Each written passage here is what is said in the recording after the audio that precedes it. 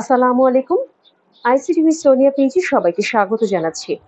উচ্চ মাধ্যমিক পর্যায়ের আইসিটি বিষয়ের পঞ্চম অধ্যায়ের একটি প্রোগ্রাম নিয়ে আজকে আলোচনা করব। দুটি পূর্ণ সংখ্যার মধ্যে লসাগু নির্ণয় এর জন্য আমরা ফ্লোচার্ট এবং অ্যালগরিদমটা আজকে শিখব।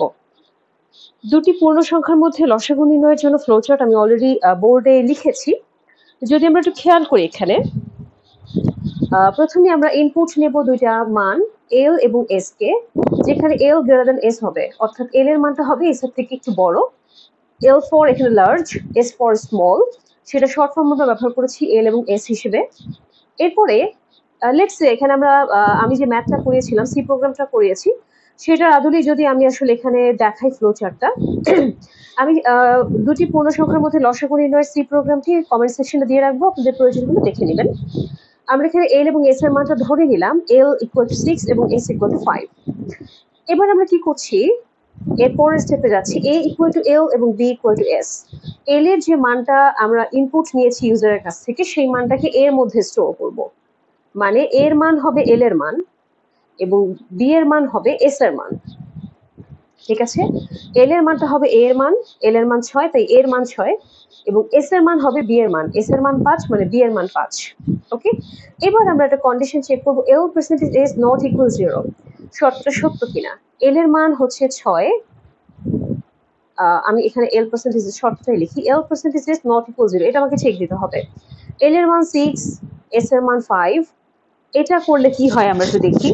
আমরা যদি সিম্পলি 6 দিয়ে 5কে ভাগ করি, আমরা কি জানি 5 একে 5 এবং ভাগশেষ থেকে যায় 1, ভাগশেষ আমরা রিমাইন্ডার পাচ্ছি 1।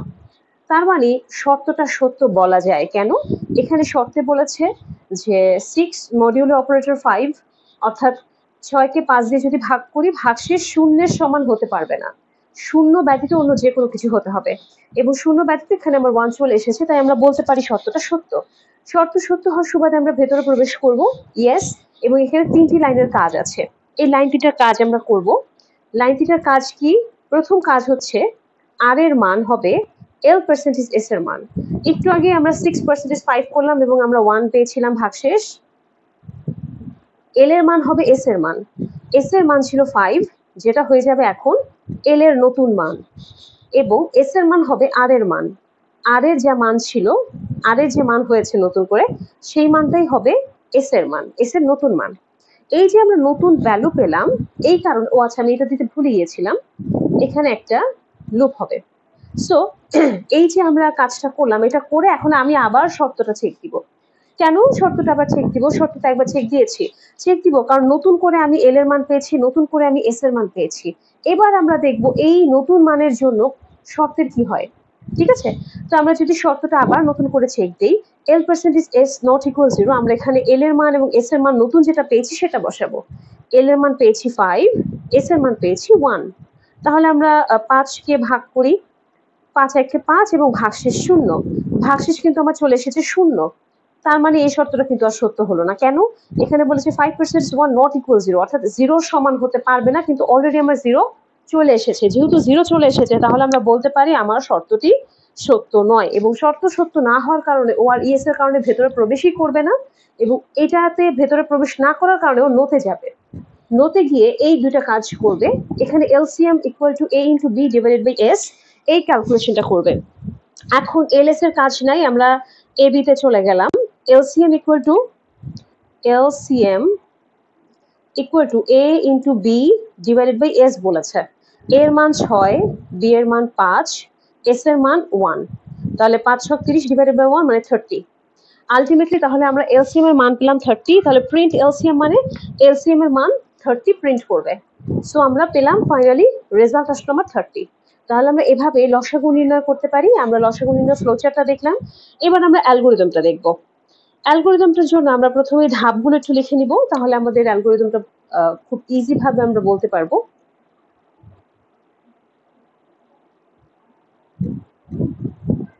ওকে, সো প্রথম ধাপে আসি, শুরু করি। 2 নম্বর ধাপে ইনপুট হিসেবে এল এবং এস এর মান গ্রহণ করি। এল এবং এস যখন আমরা লিখবো, তখন আমরা এই কন্ডিশনটা ব্র্যাকেটে দিয়ে দিব, ইনপুট হিসেবে এল এবং এস এর মান গ্রহণ করি। 3 নম্বর ধাপ, এ ইকুয়াল টু এল এবং বি ইকুয়াল টু এস হিসেবে সেট করি। এখানে যেহেতু আমাদের হিসাব করার কিছু নাই, আমরা সিম্পলি এ এবং বি এর মধ্যে এল এবং এস এর মানটাকে আমরা দিয়ে দিয়েছি, তাই আমরা এখানে লিখবো এ ইকুয়াল টু এল এবং বি ইকুয়াল টু এল হিসেবে সেট করি। 4 নম্বর ধাপ লিখবো এল পার্সেন্টেজ এস নট ইকুয়াল 0। শর্তটি যদি সত্য হয় তাহলে 5 নং ধাপে যাই, অন্যথায় 6 নং ধাপে যাই। এল পার্সেন্টেজ এস নট ইকুয়াল 0 শর্তটি যদি সত্য হয় তাহলে 5 নং ধাপে, অন্যথায় 6 নং ধাপে যাই।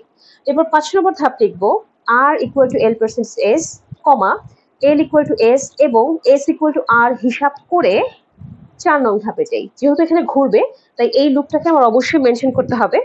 ঠিক আছে, আমরা এই তিনটাকে লিখে হিসাব করে 4 নং ধাপে যাই। এবার 6 নম্বর ধাপে যাব, LCM equal to A into B divided by S হিসাব করি। LCM equal to A into B divided by S হিসাব করি। 7 নম্বর ধাপ লিখবো ফলাফল হিসেবে এলসিএম এর মান ছাপাই এবং 8 নম্বর ধাপ লিখবো শেষ করি। আশা করছি আমরা অ্যালগোরিদমটা খুব সহজে বুঝতে পেরেছি। আমাদের আর কোনো সমস্যা থাকার কথা না। তারপরেও যদি কোনো প্রশ্ন থেকে থাকে অবশ্যই কমেন্ট সেকশনে জানাবেন। আমি আমার বেস্ট ট্রাই করব আপনাদেরকে রিপ্লাই করার জন্য, বুঝিয়ে বলার জন্য। ধন্যবাদ সবাইকে, ভালো থাকবেন। আসসালামু আলাইকুম।